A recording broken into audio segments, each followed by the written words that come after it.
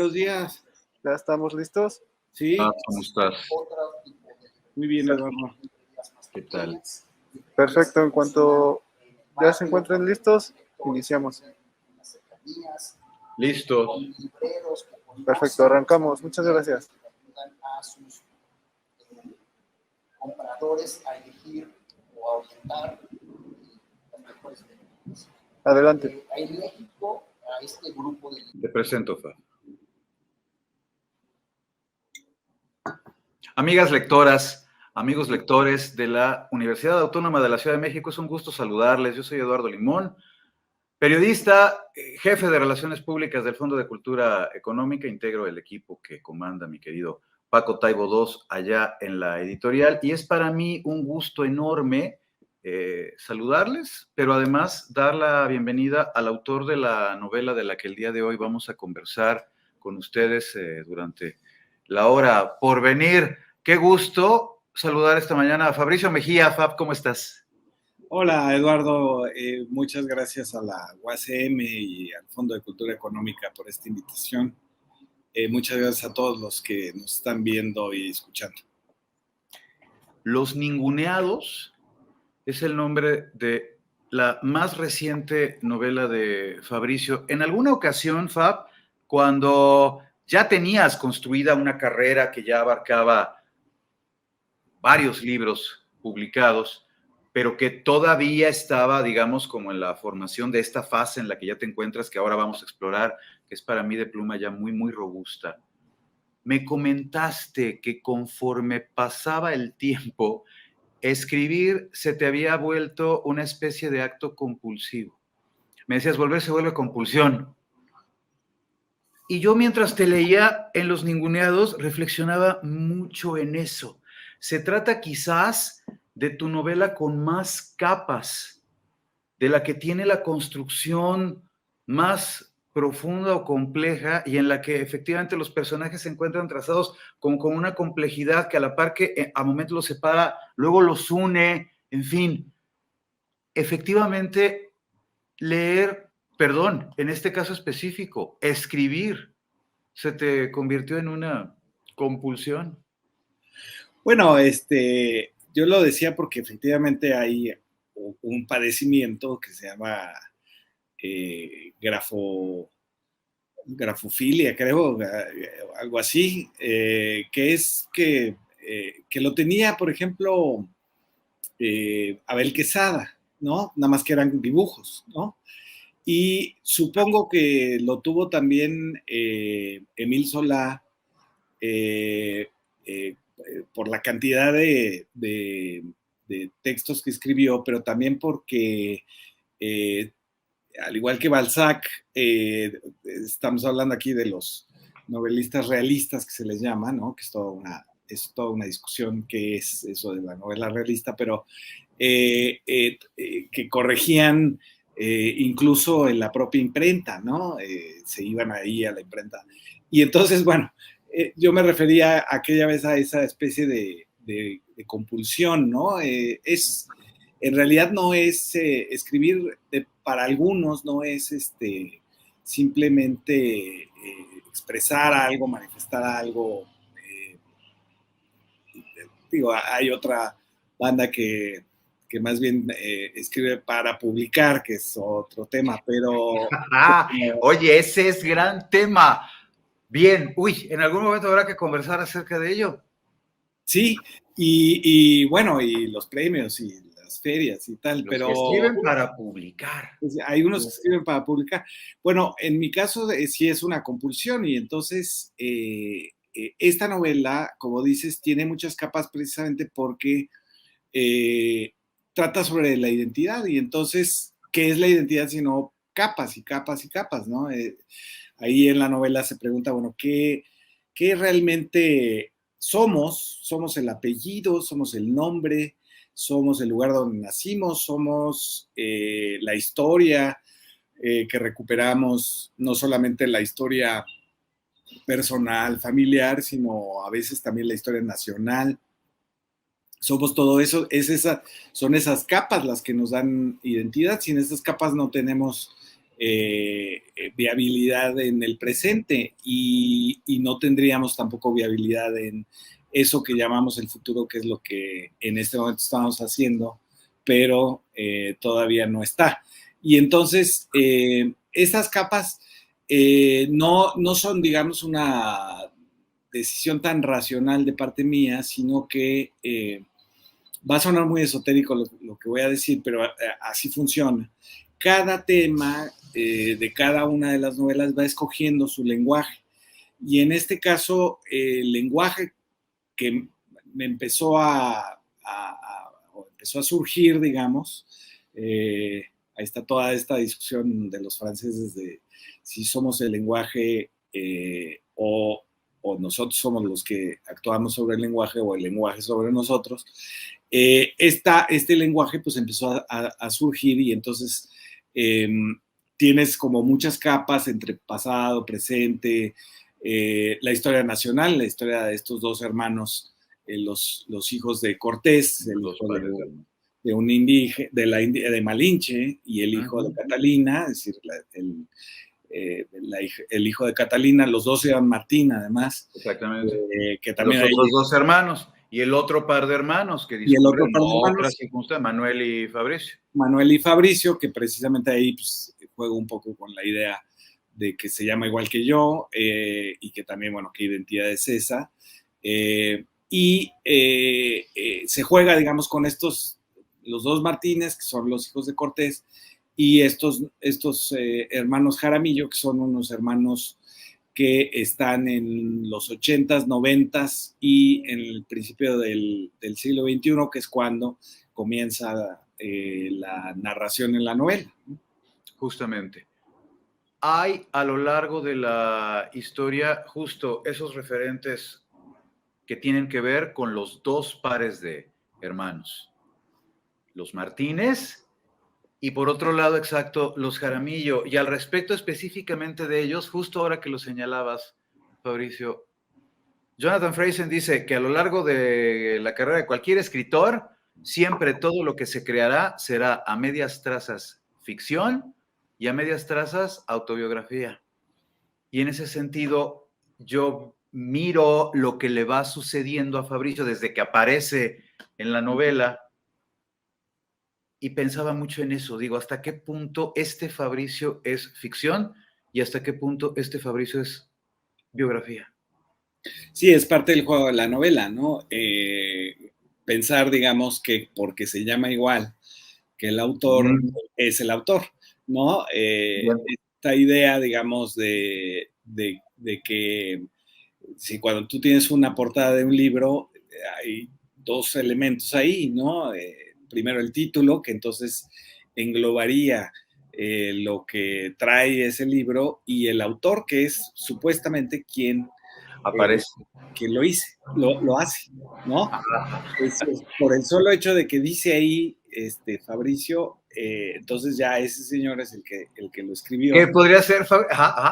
Y entonces se establece, digamos, un juego con la autobiografía y precisamente toda la intención es que los lectores se pregunten cómo lo haces tú. Digamos en eso. Si eso no es, no, esta idea, me burlo un poco también de toda esta fase que espero que ya haya transcurrido, que ya haya terminado de las famosas novelas de autoficción, que siempre me parecieron a mí un poco unas ridículas porque, bueno, pues se trata de autobiografías, ¿no? Y entonces decían, es autoficción, que es estas cosas que inventa el mercado para poder vender. Como en algún momento también vendieron la novela de la violencia y la novela del narco, etcétera. Bueno, estaba la de la autoficción también, y entonces yo me burlo pues de que es muy fácil caer en esa idea de que si se llama igual que el autor, ya sabes quién lo escribió, ¿no? Bien. Pero, ¿sabes? Yo, entre justo, la historia se va convirtiendo en algo más complejo y voy descubriendo las relaciones entre los personajes y todo lo que, y ahora vamos a platicar de eso, Fab, le sucede en el marco de lo que es la obsesión de tu obra, El País. decía, y no en algún punto algo de esto que le está sucediendo a este Fabricio será algo que le pudo haber sucedido al autor, pero de forma muy sublimada, a lo mejor encerrado dentro de muchas, justo reiteraré, capas que impliquen jugar a lo mejor. Sí, exactamente. O sea, la idea es también pensar, y se dice desde las primeras páginas, que la identidad nacional o incluso latinoamericana o continental incluso, viene con ya muchas capas, ¿no?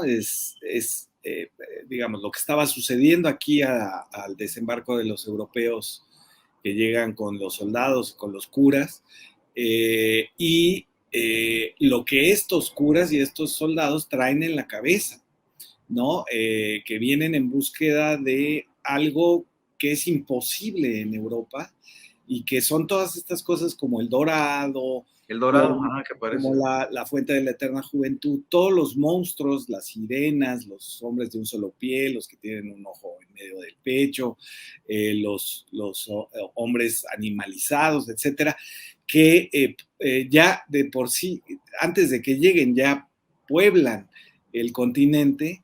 Entonces le vas agregando capas y capas y capas. Y después, esta idea, digamos, de los ninguneados, que es finalmente, digamos, cuando llegan los europeos a América, ellos llegan prometiéndole a sobre todo Cortés en México, porque es, digamos, Pizarro en Perú y Cortés en México, se topan con una enorme cantidad de poblaciones, de ciudades, incluso algunas ya desaparecieron, ya son vestigios desde ese momento, como el caso de Teotihuacán, como el caso de la cultura chibcha en Colombia, etcétera. Bueno, se topan con eso y deciden, digamos, prometerle a los grupos indígenas que ya no van a pagar tributos si los ayudan en la conquista. Y entonces, ¿cuál será la sorpresa? Que les ayudan estos grupos indígenas y son esclavizados después durante 3 siglos. Y entonces, esta idea, digamos, de los ninguneados también es una idea política de, bueno, hay una identidad que es la deuda que se tiene con estos pueblos, pero al mismo tiempo también es una deuda también de quienes escriben sobre la conquista. El propio Cortés en las cartas de relación, el propio Bernal, Díaz del Castillo, en la verdadera historia de la conquista de la Nueva España, están argumentando que ellos participaron, que fueron unos héroes. Hernán Cortés llega a decir incluso que lo confundieron con Quetzalcóatl, inventa ese mito para él mismo. Se siente Julio César, ¿no? Si tú revisas cómo cuenta el sitio de Tenochtitlán, bueno, pues te das cuenta que está Julio César sitiando a Alesia en la Galia. Y entonces es para decir, oigan, a nosotros nos prometieron tierras, bueno, en el caso de Cortés, él quiere ser el virrey. Exacto. Y me han ninguneado. Y me han ninguneado, no me han cumplido. Entonces yo estoy escribiendo precisamente por eso. Entonces el motivo para escribir esta historia de la conquista no es un motivo para que quede en la historia. No hay una idea, digamos, de crear una historia nacional, sino es decir, a ver, nos prometieron cosas que nunca nos cumplieron y les voy a contar qué hicimos, ¿no? Se nos apareció el apóstol Santiago y nos ayudó en tal batalla. Yo nunca estuve de acuerdo en la matanza del Templo Mayor, etc. Y entonces tienes una conquista que en realidad no es vencedores y vencidos, como nos ha contado la historia oficial, sino un montón de gente defraudada, ¿no? Ahora que está tan, digamos, en el ambiente, la corrupción y etcétera, y las defraudaciones. Gente a la que le quedaron a deber ondas que le prometieron y que nunca le dieron. Y que nunca le dieron, ¿no? A diferencia de Ricardo Anaya, ahí no se materializaron los sobornos, ¿no? Y entonces, hay un montón de gente defraudada, pueblos enteros, los tlaxcaltecas, ¿no? Y todos están Quedaron, enviando, y todos le están enviando durante la novela al rey, que ni siquiera los pela, digamos, una parte está mandando cartas y recuentos de la conquista para decir, nosotros nos deben, y otra parte, por ejemplo, en el caso de los tlaxcaltecas, están mandando pinturas, ¿no? Donde, que es la manera de decir de nosotros participamos y nos deben, y ahora nos están pidiendo tributo otra vez y la encomienda. Y entonces tienes ahí, digamos, una versión de la historia nacional que va siendo como una especie de mirada, pues mía, porque no es una cosa que yo quiera que se convierta en historia oficial, pero una historia mía de decir, a ver, veamos con claridad esto de los vencedores y los vencidos, y que todos estamos defraudados desde el principio. mencionaba yo a lo largo de tu obra el tema, tu obsesión, lo que gravita en torno a todos los asuntos que has tocado es el país. Cómo esta visión se ha profundizado a lo largo de los años y se decanta hoy en forma de la que en este punto es, y por eso me refería a la compulsión al inicio de nuestra charla, Fab, tu novela más, sí, justo, espesa, profunda, compleja. ¿Cómo ha variado esa percepción de tu tema, el país? Sí, esta novela tiene algunos, digamos, rasgos de lo que fue Hombre al Agua. En algún momento en Hombre al Agua se hablaba de la colonia, etcétera, de que encuentran en medio de una inundación restos de un gigante, por ejemplo, ¿no? Seguramente eran restos de un mamut o algo así. Que ahora vemos con la construcción de Santa Lucía que sí había mamuts cerca del centro del país. Pero digamos, esta está mucho más centrada no es una novela histórica como otras, como Díaz Ordaz o la novela de... Eso, como disparos, exacto, exacto. No Ajá, es, sino que aquí la historia más bien se toma como un pretexto, como un paradigma para hablar de los hermanos Jaramillo, de los hermanos de los 80s, y hablar también de esta extraña relación a la que llamamos hermandad, que tiene un componente de misterio, digamos, ¿no? Un hermano es quien dices conocer, pero en realidad es el que más desconoces. Luego es una experiencia que nos ha pasado a todos, ¿no? Platica uno con sus hermanos y se acuerdan exactamente de lo contrario que tú. Las fechas nunca coinciden, lo que pasó, lo que se dijo, nunca coinciden. Es como si viviéramos dos pasados distintos, ¿no? Incluso historias paralelas por completo. Yo reflexionaba muchísimo en eso que tú acabas de señalar, porque verdaderamente es ni siquiera un fenómeno, es casi que la media, las relaciones de hermanos, exacto, están en el mismo lugar, el mismo día, son historias las que corren paralelas y reflexionaba mucho en eso, Fabio. Sí, y entonces eso te hace preguntarte sobre qué es realmente la memoria, ¿no?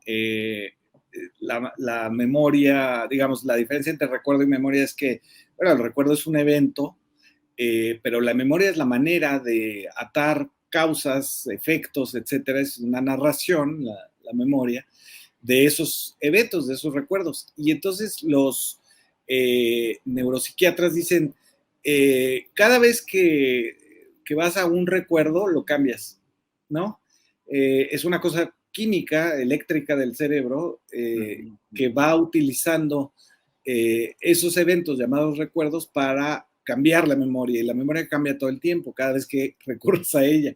Y entonces a nivel de memoria histórica de un país, digamos, esto te significa que cada vez que conmemoramos, cada vez que recordamos, estamos cambiando si no el sentido de la narración, sí sus elementos, ¿sí? La mirada, ¿no?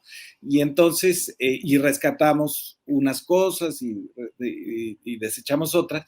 Y en el caso de los hermanos es realmente paradigmático, ¿no? Como dices, es la media, ¿no? Que no te acuerdas de lo mismo y cada uno de los hermanos tiene una manera de narrar las cosas para justificar lo que hizo, lo que dijo, y para sentirse dueño de su presente. Y entonces, en ese sentido, digamos, me pareció que bueno, ha sido muy literario el tema de los hermanos. Ahí están los Karamazov, hay Claro. muchísimos otros, Dickens, hay muchos hermanos, en Dickens en Jane Austen hay muchísimas hermanas, siempre buscando casarse. Tienes, digamos, este tema literario que es el tema de esta relación, que es la más duradera, porque finalmente son tus contemporáneos, son tus hermanos, pero que es la más desconocida al mismo tiempo. Entonces yo lo que planteo en la novela es, bueno, comienza cuando a un hermano le avisan que el otro aparentemente se ha muerto en Veracruz, ahogado.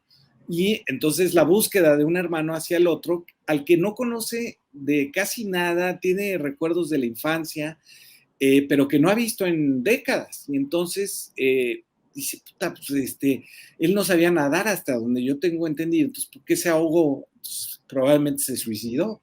¿Por qué se habrá suicidado? ¿Qué es lo que yo sé de él que me pudiera permitir pensar en este desenlace? Y entonces, bueno, es este viaje de la Ciudad de México a Veracruz, pensando y haciendo una cosa que tiene que ver con la compulsión de escribir, mi querido Eduardo, que es el personaje Manuel va llenando los huecos que no tienen ninguna información de su hermano Fabricio con elucubraciones, recuerdos que pueden ser falsos, incluso alucinaciones, ¿no?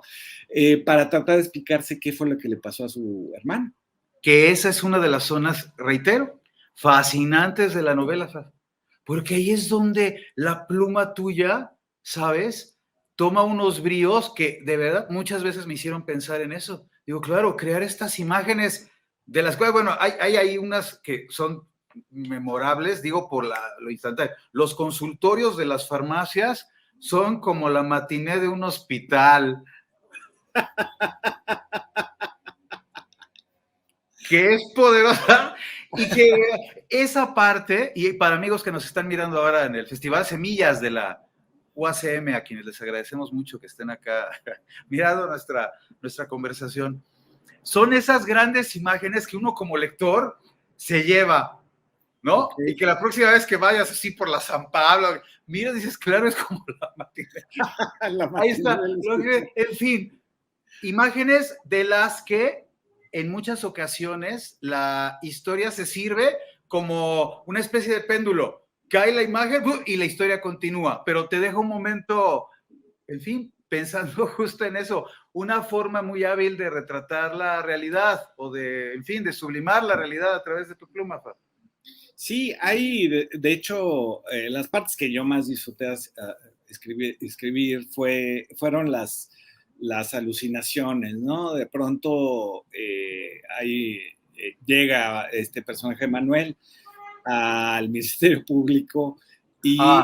cuando piensa que el momento más bajo de su historia, reconocer el cuerpo de su hermano. Reconocer el cuerpo de su hermano, y entonces él cree que es como las películas, ¿no? Donde te ponen el cuerpo y tiene una cosita en el pie, ¿no? Que lo identifica y no sé qué, y en realidad le van a pasar unas fotos, pero cuando está ahí, está medio encerrado en una oficina de la policía y entonces alucina que eso es como un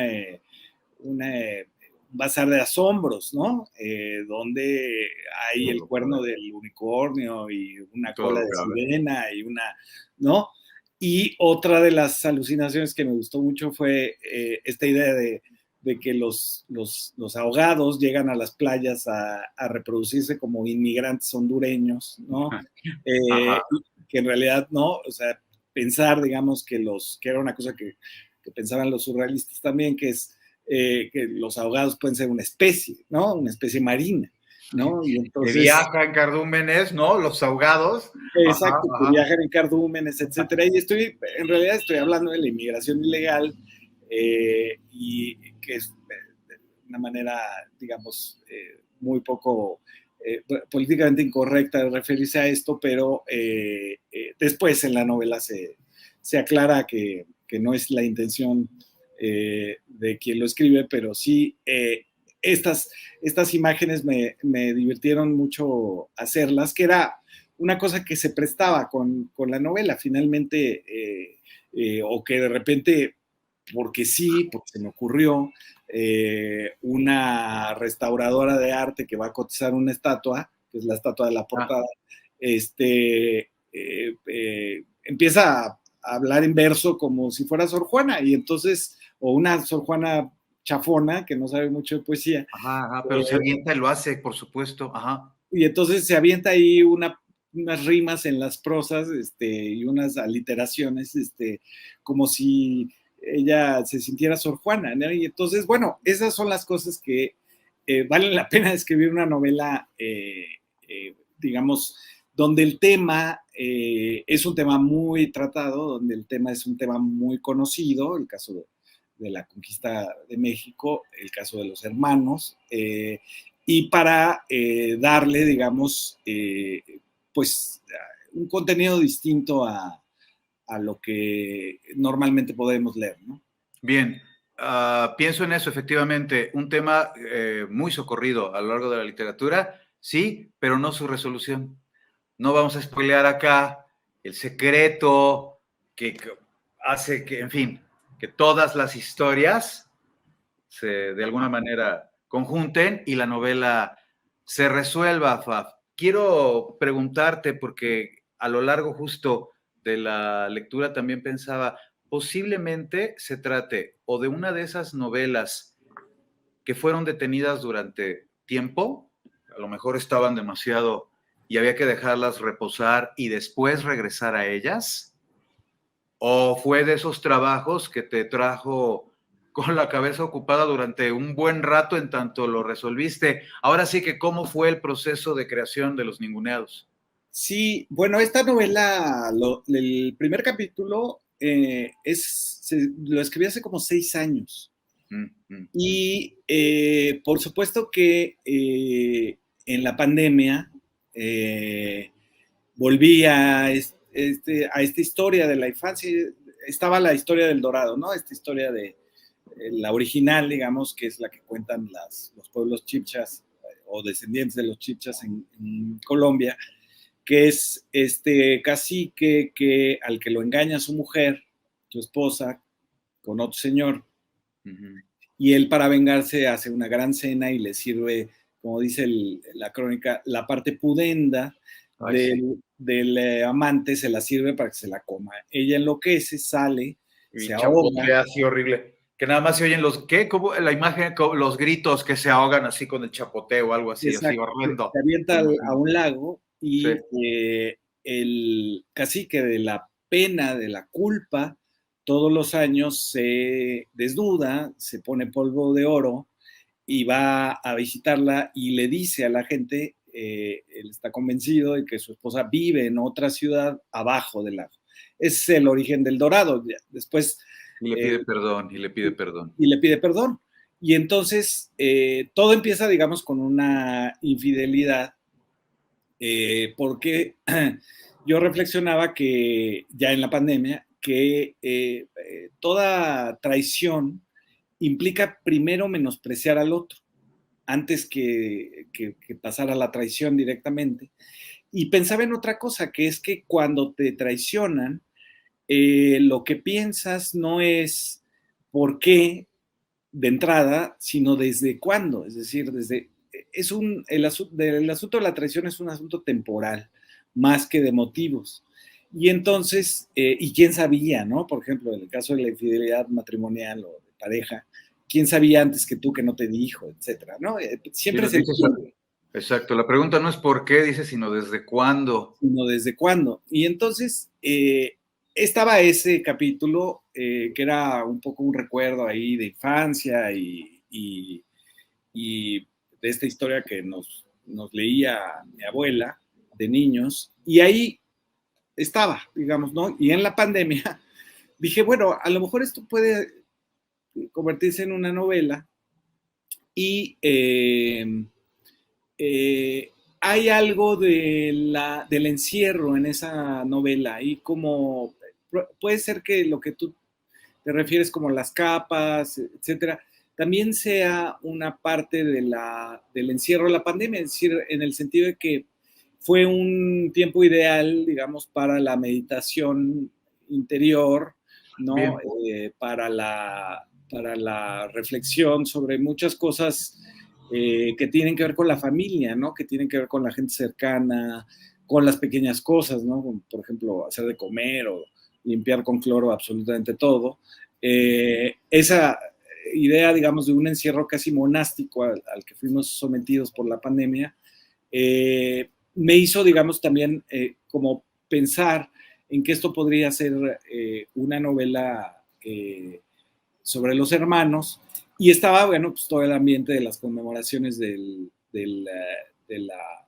sitio de Tenochtitlán, y entonces todo eso está allá adentro, ¿no? Todo ese asunto está combinado en estas capas que tú dices, ¿no? Bien, y como tal, uno de los asuntos que me interesa particularmente porque justo ahora estamos viviendo una zona de la historia en este momento como de replanteamiento de los mitos fundacionales del país, del laberinto de la soledad y la narrativa de don Miguel León Portilla, a lo que actualmente estamos, no sé si sea la palabra correcta, repensando con respecto a la narrativa fundacional del país, pues hay mucho en la novela, desde la perspectiva de Cortés, desde estos hermanos, ¿no? Que son separados en esas justas circunstancias históricas, a lo largo de su historia en particular, constantemente hay reflexiones con respecto a esa, ¿qué decirlo, Fabricio? Una nueva narrativa o una nueva forma de contarnos esa zona importantísima de nuestra historia. Pues sí, efectivamente, como todo momento de quiebre, digamos, de la historia nacional, normalmente vemos, digamos, como la historia la vemos como caminos, ¿no?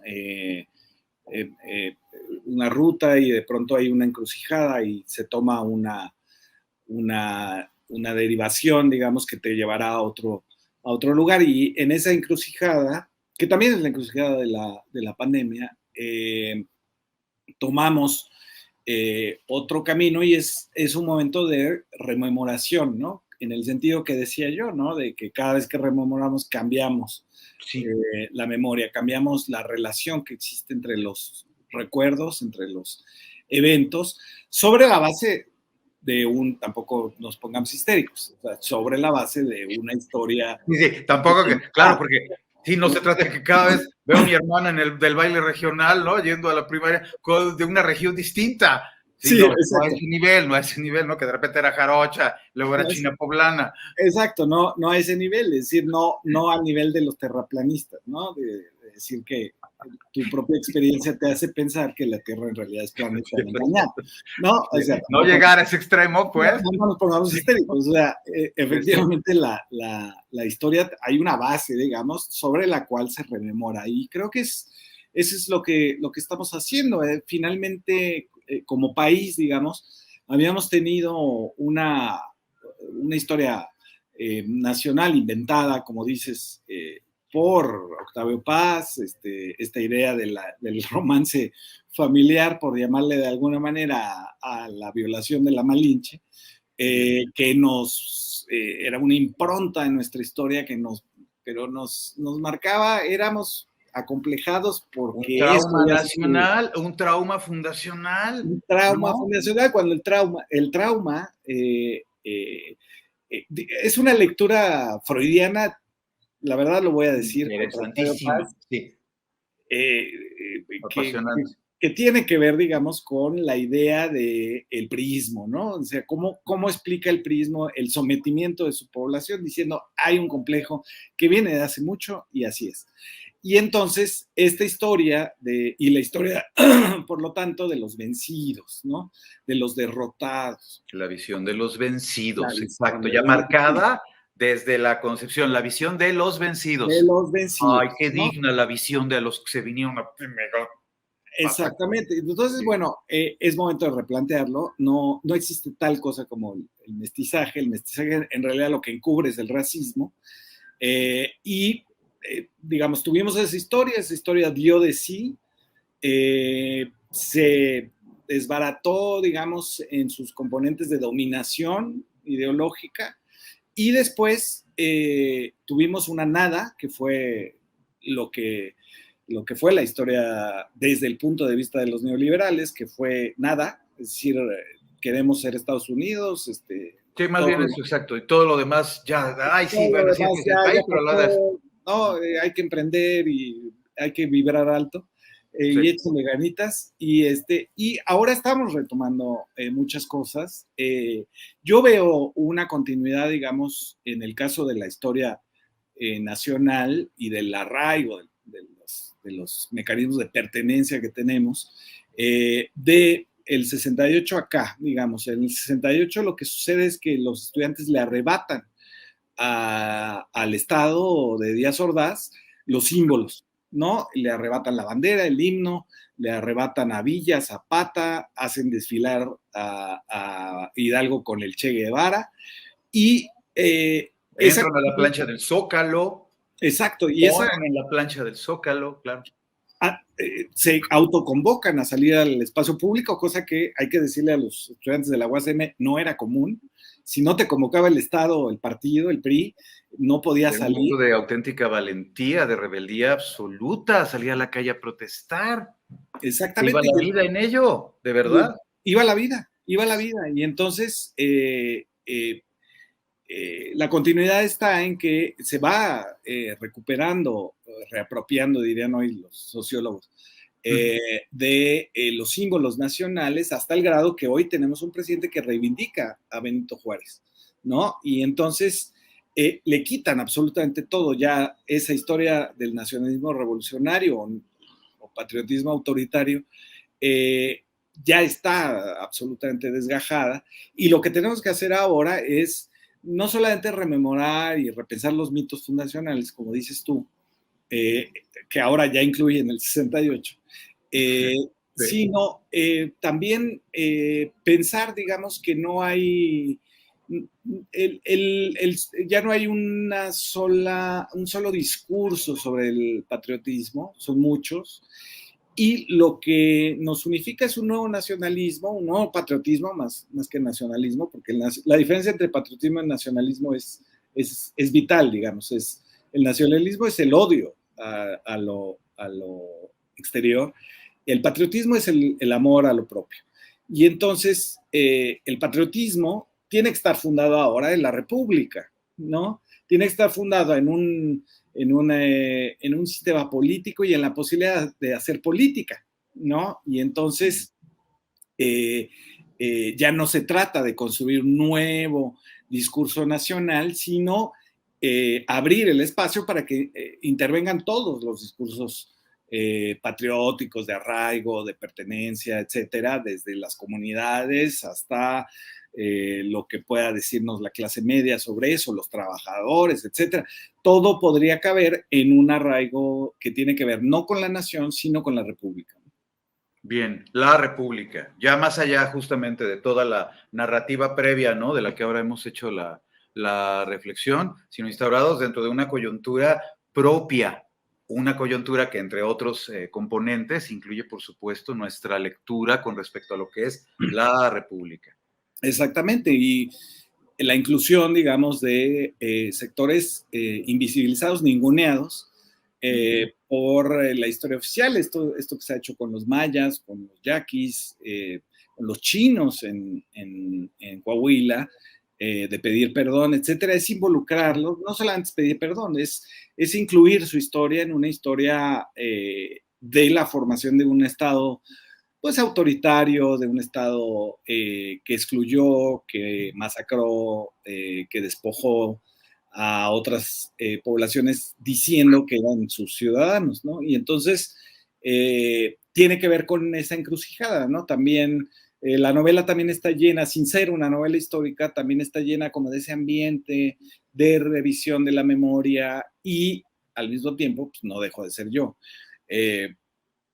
También una especie de burla de eso, quiénes somos, ¿no? O sea, somos nuestros nombres, ¿no?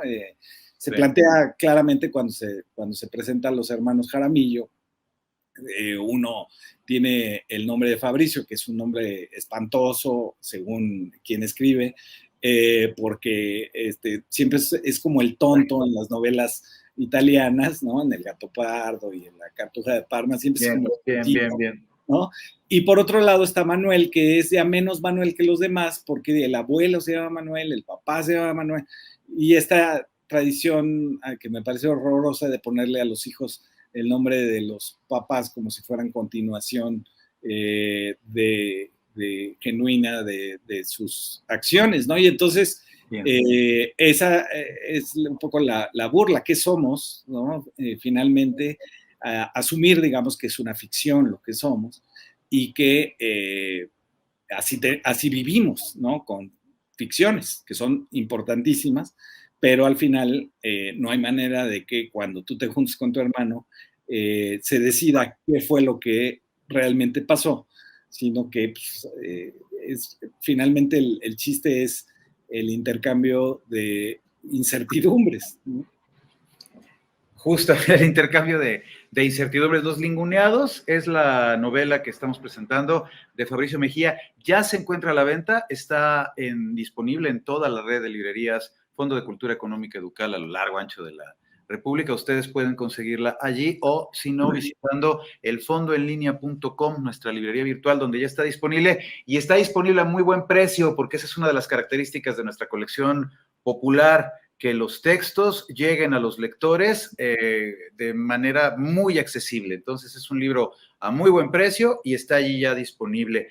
Fabricio, nos quedan unos cuantos minutos y no sé si haya por ahí preguntas, dudas, comentarios, precisiones de quienes nos miran, que por favor me puedan poner aquí en el chat para pasártelas ahorita y poderlas Yo te quiero preguntar a ti algo. Dime, claro. ¿Te gustó? Fíjate que me dejó pensando tantas cosas con relación a mi propia relación con mis hermanos, que le agradezco esa, ¿sabes? Esa continua reflexión. Cómo yo he establecido la narrativa familiar, cómo platico las cosas y cómo muchas veces estoy pensando cuando voy a ver a alguno de mis hermanos en cierto momento de la vida. Un poco como particularmente es el caso con los Jaramillo, que resuelven las cosas, o bueno, que resuelven su historia en el momento justo de una manera tan, ¿qué decir?, dolorosa o Pues dramática. sí, ahí no hemos hablado porque no es cuestión de Spoilearle a la banda la historia. pero hay un secreto, es decir, lo que hay Sí, que decir es que hay un secreto entre los dos hermanos que los distancia y eso se sabe hasta las páginas finales, ¿no? exacto. Claro que me gustó, Fabricio. Como me gusta tu carrera, la consistencia con la que ha sido llevada y la forma en la que en tanto tu lector, yo miro cómo tu pluma se ha ido, en fin, pues sí, experimentando, robusteciendo. ¿Cuál era tu aspiración mayor, Fa, cuando estabas escribiendo Los Ninguneados?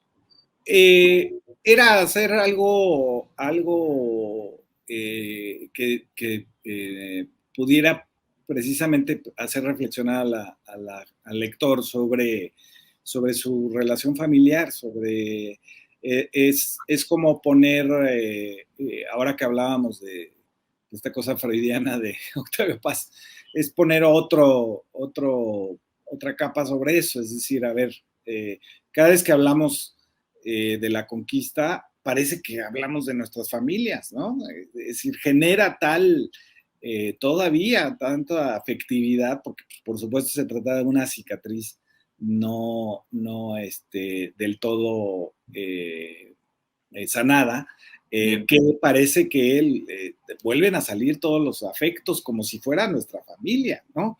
Y entonces era un poco tratar de reflexionar por qué tenemos tanto afecto por esa discusión. Y de hecho empieza la novela hablando de este arte japonés de cuando se rompen los jarrones, de restaurarlos con oro para que se vea la cicatriz. Bien. Y se habla también de esta enfermedad de los marinos que lo tenían los marineros europeos que desembarcaron en América, que era el escorbuto, que hace que salgan todas las cicatrices a flote, hasta las de cuando te rompiste una muñeca escalando un árbol a los 8 años, ¿no? Y entonces esa idea, digamos, de ahí están las cicatrices, hay que ponerles algo de oro, y yo, pues, mi pretensión era ponerle algo de oro a esa cicatriz. Pues miren, para reflexionar sobre el proceso propio a través de la historia de personajes, hay que mencionarlo, complejos, poderosamente humanos, y para reflexionar también sobre el proceso del país, más en términos humanos que históricos, más en términos profundos que atañen a uno, al lector, Los Ninguneados, el trabajo más reciente de Fabricio Mejía Madrid, que nos enorgullece tener en el Fondo de Cultura Económica como integrante de nuestra colección popular. Fabricio, muchas gracias por estos minutos para platicar. No, muchas gracias a ti, Eduardo, muchas gracias a la UACM y al Fondo de Cultura Económica. Allí queda la invitación, amigos del Festival Semillas, amigos de la UACM. Ha sido verdaderamente un gusto enorme estar hoy aquí conversando con ustedes y reflexionando acerca de esta historia apasionante, Los Ninguneados. Fabricio, muchas gracias. Gracias a ustedes.